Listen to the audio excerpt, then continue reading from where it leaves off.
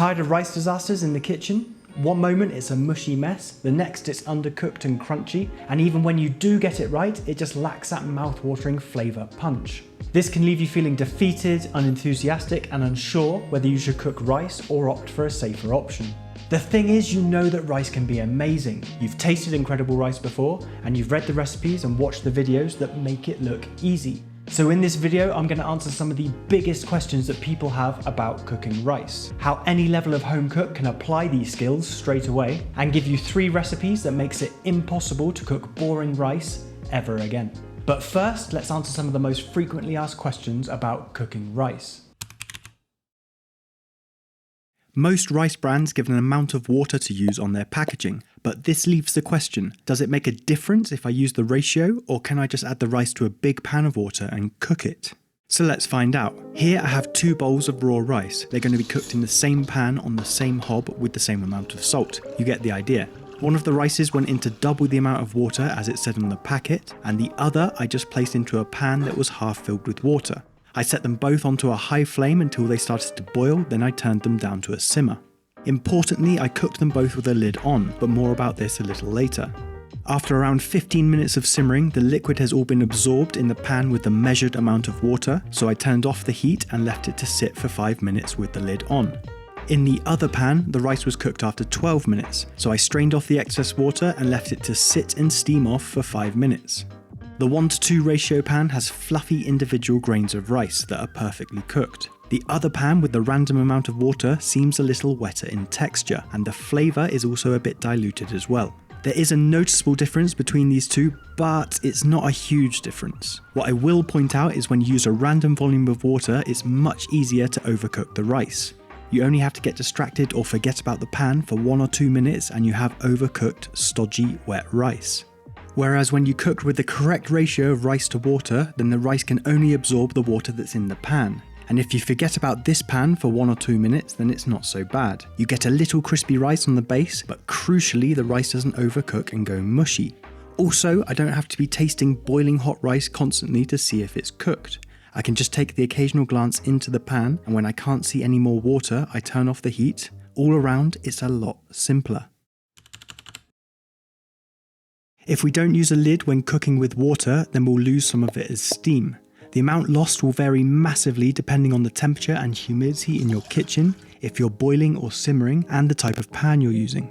This frying pan lost so much more water than this saucepan when I boiled them both for just 3 minutes, starting from the same amount of water. We know that cooking with a measured amount of rice and water is the way to go. So yes, we do need to use a lid. Otherwise we'll end up with undercooked rice because we'll lose some of that liquid. But maybe more importantly, let's see what happens when we cook washed rice and unwashed rice side by side. Same as before, same rice, same pan, same hob. The only difference is one rice has not been washed or rinsed and the other rice has been rinsed 3 times until the water was almost clear. Then it was drained and left to drip dry for a few minutes. I placed them both on to cook exactly the same as before, and the difference is night and day. As you can clearly see, the unrinsed rice looks a lot more stodgy, almost like it's been overcooked, while the rinsed rice has nice individual fluffy grains. This was the same amount of rice and water, so you can see how we could easily think that the problem is overcooking the rice rather than the actual rinsing or washing. Now this is a question I always ask myself. For short grain sushi rice, it's a definite yes, it makes a huge difference. But for long grain rice, I'm not sure. Same as before, I rinsed the rice, placed it into a pan with the correct volume of water and salt. Then, I left it to sit for 30 minutes before turning on the heat and cooking it as normal. The results surprised me, there is a difference. The one that was soaked had a better, more consistent texture compared to the unsoaked one. But to be honest, it's not really necessary for home cooking. It's what I would call a 1%. It does make a difference, and if you're going for the ultimate rice to be the best it can be, then yes, do this. For everyday cooking, and for this long grain variety at least, it doesn't seem worth it to wait 30 minutes to take this step. Now we've answered some of the do's and don'ts, let's get into the recipes. These are the 3 components that make up a flavoured rice recipe structure. First of all, the rice. What type are you using? Jasmine, arborio, or maybe something like ARROZ. These different types of rice will affect your cooking time, the amount of liquid to use, and even the type of pan you'll be using. There are thousands of varieties of rice out there, and we don't have to get too hung up on what the name is. Just be more aware of what the application is. For example, I wouldn't use a sushi rice to make a biryani, or a basmati rice to make a risotto. For all the recipes today, I'm using a long grain rice produced in Mexico, and there's nothing on the packaging stating the variety. All I know is this rice takes a 1:2 ratio. For 1 cup of rice, I need 2 cups of liquid. This ratio system works so well because you can easily scale it as much as you need to, from 30 portions plus down to 1 small portion.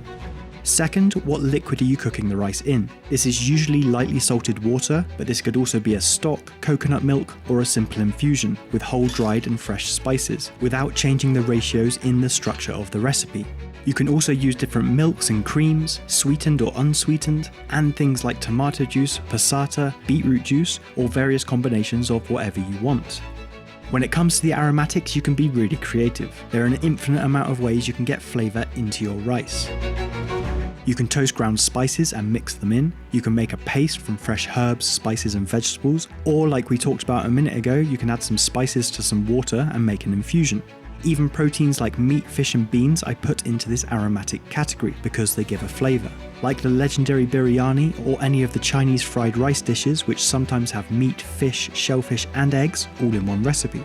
The different ways you can flavour your rice recipes really are endless. This is one of those dishes that keeps you coming back for more. It's a great example of how a few simple tweaks and some everyday ingredients can get you from average to amazing. So let's break down this recipe. We have 1 cup of washed long grain rice, 2 cups of liquid, which is a chicken stock, that's our 1:2 ratio. The aromatics are finely diced onion, minced garlic, ground turmeric, and adobo seasoning. I'll leave a recipe for this adobo seasoning down in the description. It's really easy to make. And to finish, some chopped coriander, aka cilantro. To get started, preheat your sauté pan and add a splash of oil. Next, add the rice and gently fry that for 2 minutes until you start to smell a slightly toasted smell. Then add the diced onion and gently fry for a few minutes until the onion is starting to become translucent.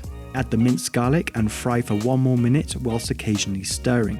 Now add the ground turmeric, adobo seasoning and stock. I'm adding a little salt because my chicken stock already has a salty flavour. If you're using a homemade or salt-free stock, then you need to season a little more at this stage. Place a lid on and leave it to simmer on a low heat for 10 minutes.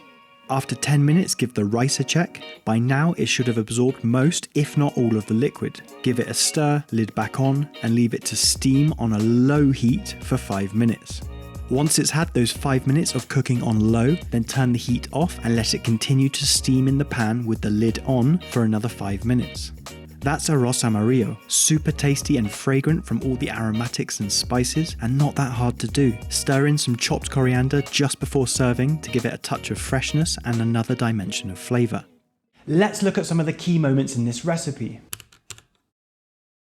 Frying the rice gives it a deeper flavour, and it also helps it to not become stodgy or sticky after cooking by locking in some of that starch.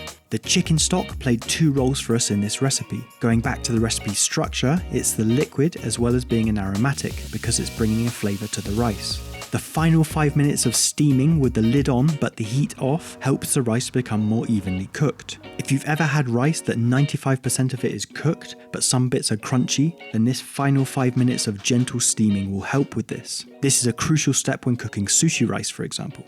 Next up is another recipe from Mexico, and it's my favourite one of today. This recipe uses an interesting technique that brings a ton of flavour from just a few fresh everyday ingredients. Same ratio, 1 cup of rinsed rice and this time 2 cups of vegetable stock. You can use whatever stock you like. For the aromatics, we have 1/4 of a white onion finely diced, the kernels from 1 head of corn and a serrano chili.